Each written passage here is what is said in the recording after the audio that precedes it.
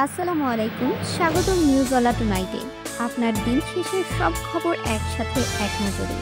শুরুতেই জানিয়ে দিচ্ছি আজকের দিনের প্রধান প্রধান শিরোনামগুলো। জগন্নাথ বিশ্ববিদ্যালয়ের শিক্ষার্থীদের দাবি মেনে নিয়েছে সরকার। কোরবানির পশু প্রবেশ নিয়ন্ত্রণে কঠোর বিজিবি ও নৌপুলিশ। নাকবা দিবসে আরও বেপরোয়া ইসরায়েল। নিহত 143 ফিলিস্তিনি। 28তম বারের মতো লা লিগা চ্যাম্পিয়ন হলো বার্সেলোনা। সাফ অনূর্ধ্ব 19 চ্যাম্পিয়নশিপে নেপালকে হারিয়ে ফাইনালে বাংলাদেশ। কাকরাইলে গণ-অনশনরত শিক্ষার্থীদের দাবি মেনে নিয়েছে সরকার। শুক্রবার সন্ধ্যা 7:30টায় শিক্ষার্থীদের মাঝে উপস্থিত হয়ে অধ্যাপক এস.এম.এ. ফায়েজ এ ঘোষণা দেন।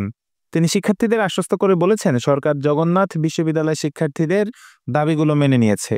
এর আগে বিকাল 3:45 থেকে বিভিন্ন বিভাগের শিক্ষার্থীরা কাকরাইল মোড়ে গণ-অনশনে বসেন। গণ-অনশনটি আয়োজন করে জবি ঐক্য, যেখানে প্রায় 5,000 বর্তমান ও সাবেক শিক্ষার্থী অংশগ্রহণ করেন। মৎস্য ও প্রাণী সম্পদ উপদেষ্টা ফরিদ আখতার বলেছেন, জেলা পর্যায়ে প্রাণী সম্পদ অধিদপ্তর থেকে আসন্ন কোরবানি ঈদ উপলক্ষে পশুর হাটগুলোতে মোবাইল ভেটেরিনারি ক্লিনিক বসবে, যেখানে ভেটেরিনারি সার্জন থাকবেন। তারা চিকিৎসা সেবা প্রদান করবেন। উপদেষ্টা শুক্রবার সকালে রাজশাহী সার্কিট হাউস সম্মেলন কক্ষে বিভাগীয় মৎস্য ও প্রাণী সম্পদ কর্মকর্তাদের সাথে এক মতবিনিময় সভায় এসব কথা বলেন। প্রাণী সম্পদ উপদেষ্টা বলেন, গবাদি পশুর পাশাপাশি মানুষেরও কিছু চিকিৎসা সেবা থাকা দরকার। গরু ছাগলের ক্রয় বিক্রয়ের সাথে জড়িত মানুষরা যেন নিরাপদে যাতায়াত করতে পারে, তার ব্যবস্থাও নেওয়া হচ্ছে।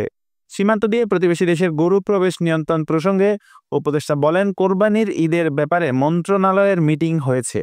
কিছু অসাধু ব্যবসায়ী বাইরের পণ্য ভেতরে নিয়ে আসার চেষ্টা করবে, তা বন্ধ করা দরকার। স্বরাষ্ট্র মন্ত্রণালয় থেকে বিজিবি ও নৌপুলিশকে এই বিষয়ে কঠোর মনিটরিংয়ের নির্দেশ দেওয়া হয়েছে। 1948 সালের 14 মে আনুষ্ঠানিকভাবে স্বাধীন রাষ্ট্র ইসরায়েল রাষ্ট্রের ঘোষণা করা হয়। ফিলিস্তিনিদের উপর আনুষ্ঠানিকভাবে নেমে আসে মহা বিপর্যয়। এ কারণে ফিলিস্তিনিরা প্রতি বছর 15 মে পালন করে আল নাকবা বা মহাবিপর্যয় দিবস। নাকবা দিবসে 77তম বর্ষপূর্তিতে গতকাল বৃহস্পতিবার ফিলিস্তিনের গাজা উপত্যকা জুড়ে নির্বিচারে নৃশংস হামলা চালিয়েছে ইসরায়েলি বাহিনী। এসব হামলায় নিহত হয়েছেন অন্তত 143 জন। নিহত ব্যক্তিদের বেশিরভাগ নারী, শিশু। পরিষ্কার হিসাব ছিল বার্সেলোনার সামনে। স্পানিয়লকে তাদের মাঠে হারাতে পারলেই চ্যাম্পিয়ন। আরসিডি স্টেডিয়ামে বার্সাকে এই হিসাব মিলিয়ে দিলেন লামিনে ইয়ামাল ও ফার্মিন লোপেজ। তাদের গোলে নগর প্রতিদ্বন্দ্বী স্পানিয়লকে 2-0 গোলে হারিয়ে নিজেদের 28তম শিরোপা জয় নিশ্চিত করেছে বার্সেলোনা। সর্বোচ্চ 36 বার লিগ জিতেছে রিয়াল মাদ্রিদ। সাফ অনূর্ধ্ব 19 চ্যাম্পিয়নশিপের সেমিফাইনালে নেপালকে 2-1 গোলে হারিয়ে ফাইনাল নিশ্চিত করেছে বাংলাদেশ। আজ ভারতের অরুণাচল প্রদেশের ইউরোপিয়ান গোল্ডেন জুবিলি স্টেডিয়ামে যুবাদের হয়ে একটি করে গোল করেন অধিনায়ক নাজমুল হুদা ও আশিকুর রহমান। নেপালের একমাত্র গোলদাতা সুজন ডাঙ্গোল। আগামী রোববার ফাইনালে বাংলাদেশ খেলবে দ্বিতীয় সেমিফাইনালের জয়ী দলের সঙ্গে। এতক্ষণ সাথে থাকবার জন্য ধন্যবাদ।